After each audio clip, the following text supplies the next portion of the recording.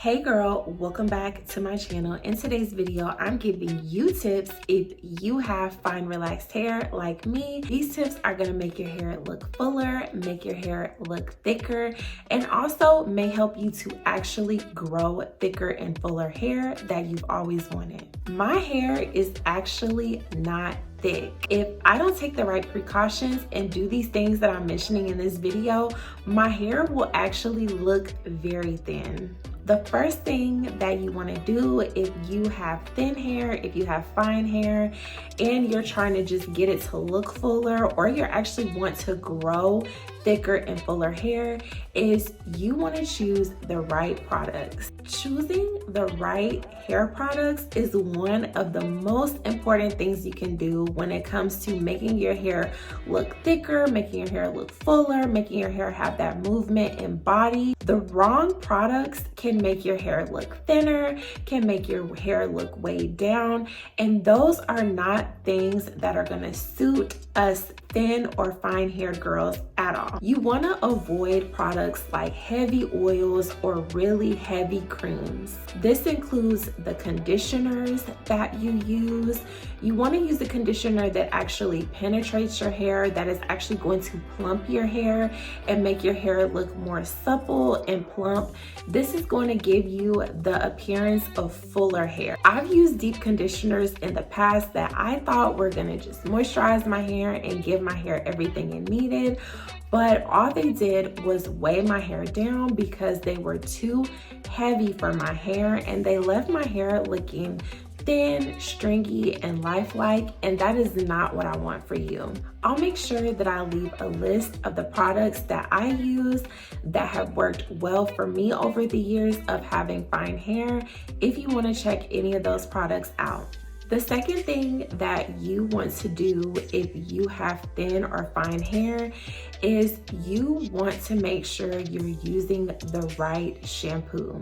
Fine hair can be drier than coarse hair, so you want to make sure that you're using a shampoo that is cleansing your hair but is not stripping your hair. Not only is dry and stripped hair just really hard to work with and unmanageable, but it also breaks faster. Some of my favorite shampoos in the past have been I believe it's the ORS Creamy Aloe shampoo. That shampoo works great for fine hair. I also like a lot of the Silk Element shampoo. They have a yellow one that is like the vitamin E shampoo. That one works good. They have a moisturizing one that is the luxury moisturizing one that works good. They also have a jojoba oil one that works good.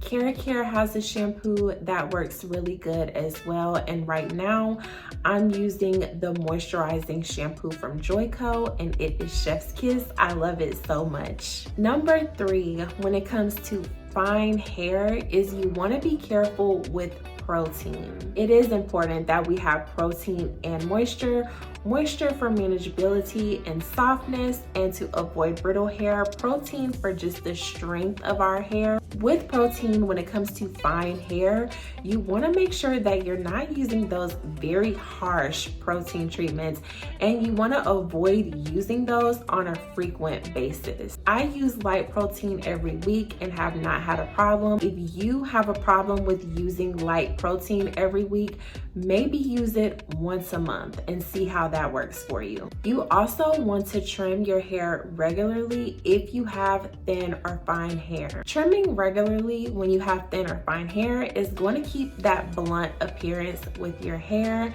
And when your hair is all the same length or trimmed very well, it just looks a lot thicker, it looks a lot better, it has a lot more movement. A lot of the time, split ends can be thinner or finer than our hair. So if your hair is already thin and fine, you want to make sure that you let go of those split ends. Having split ends for a long period of time can cause further breakage and more thinning of your hair overall, which is something that you want to avoid if you already have thin or fine hair.